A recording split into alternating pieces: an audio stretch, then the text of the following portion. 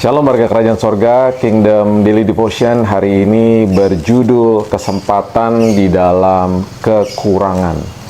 Diambil dari 1 Raja-Raja 17 ayat 13. Tetapi Elia berkata kepadanya, "Janganlah takut, pulanglah, buatlah seperti yang kau katakan, tetapi buatlah lebih dahulu bagiku sepotong roti bundar kecil daripadanya, dan bawalah kepadaku. Kemudian barulah kau buat bagimu dan bagi anakmu."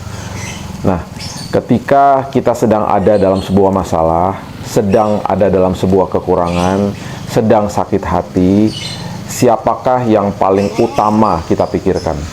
Pastinya diri kita sendiri, bukan? Alkitab mengajarkan untuk kita mencoba melihat penderitaan orang lain, pergumulan orang lain, bahkan ketika kita sedang ada di dalam sebuah kekurangan atau sebuah kesakitan bahkan. Perhatikan apa yang Elia katakan kepada janda di Sarfat di ayat bacaan yang kita barusan baca, yang sedang ada di dalam sebuah kondisi yang sangat kekurangan. Janda itu mengatakan kepada Elia bahwa dia hanya punya segenggam tepung dan sedikit minyak untuk membuat roti bagi dia dan bagi anaknya. Dan setelah itu, setelah dia makan, itu habis, itulah sisa terakhir. Janda ini ada di dalam posisi yang perlu ditolong. Jelas dia memikirkan dirinya dan anaknya untuk makan. Sisa terakhir daripada apa yang dia miliki. Perhatikan apa yang Elia katakan kepada janda itu. Ayat bacaan hari ini tadi mengatakan bahwa Elia menyuruh janda itu untuk membuatkannya terlebih dahulu roti itu, baru kemudian untuk dirinya. Apa yang terjadi setelah itu? Ada mujizat, penyertaan Tuhan bagi janda tersebut. Tepung dan minyaknya tidak pernah berkurang, sehingga dia dan anaknya bisa makan sampai musim kering itu berlalu. Wow, apa yang Yesus lakukan di kayu salib ketika dia ada di dalam kondisi yang sangat tersiksa. Yesus mengalami rasa sakit fisik, emosional, spiritual yang luar biasa.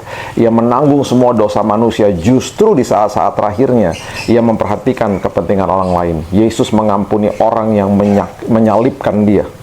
Bahkan Yesus juga berkata kepada penjahat yang ada di sebelahnya, "Sesungguhnya hari ini juga engkau ada bersama-sama dengan aku di Firdaus."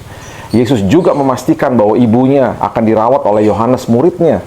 Yesus tidak memikirkan dirinya sendiri, bahkan ketika dia ada di dalam sebuah penderitaan yang luar biasa. Mari kita belajar untuk membiarkan Tuhan memakai kekurangan dan kesakitan kita mungkin yang kita sedang alami untuk jadi berkat buat orang lain. Biarkan dunia melihat kemuliaan Tuhan melalui apa yang sedang kita lewati. Justru ini kesempatan di dalam sebuah kekurangan, di dalam sebuah pergumulan hidup, di mana kuasa Tuhan, kemuliaan Tuhan bisa dinyatakan dari hidup kita. Kalau hidup kita baik-baik saja dan kita memberi, itu normal-normal saja. Tetapi justru di dalam kondisi yang sangat terjepit, kondisi yang sangat kurang, kondisi yang mungkin sedang tersakiti hari ini, dan kita masih mau memperhatikan kepentingan orang lain, disitulah mujizat terjadi, disitulah hal perkara besar terjadi. Karena Tuhan mau menyatakan dirinya di dalam hidup kita, melalui kita, untuk membawa kemuliaannya bagi orang-orang di sekitar kita. Apapun pergumulanmu hari ini, jangan pernah lupa terus jadi berkat, terus bagikan apa yang Tuhan mau kita bagikan hari ini. Pastinya kita berdoa sebentar bahwa damai sejahtera Tuhan, sukacita, hikmat Tuhan akan terus berikan kepada kita untuk melewati pergumulan-pergumulan kita. Mari kita berdoa. Bapa yang baik, kami baru belajar ada sebuah kisah yang luar biasa. Di dalam sebuah kekurangan, justru Tuhan mau supaya kami menabur terlebih dahulu, menabur kebaikan, menabur untuk memperhatikan orang lain, menabur untuk mendahulukan kepentingan orang lain. Bahkan di dalam kondisi yang kami mungkin sedang kurang, sedang terjepit, sedang ada di dalam sebuah kesakitan, kami mau justru mau menjadi berkat. Kami mau mendengarkan orang lain ketika mereka punya masalah, ketika justru kami pada hari ini perlu didengar. Tapi apapun itu Tuhan, yang Tuhan bawa dalam hidup kami, ketika ujian itu datang, dan di mana kami diberikan kesempatan, di mana di dalam kekurangan kami bisa memberi. Biarkanlah Tuhan itu menjadi sebuah pelajaran yang indah juga bagi kami, dan hidup kami mau jadi berkat, mau jadi bejana bagi orang lain. Tuhan, kami mengucap syukur karena kami tahu Tuhan yang adalah juru selamat kami, sumber atas segala sumber, atas hidup kami, senantiasa tidak akan pernah meninggalkan kami.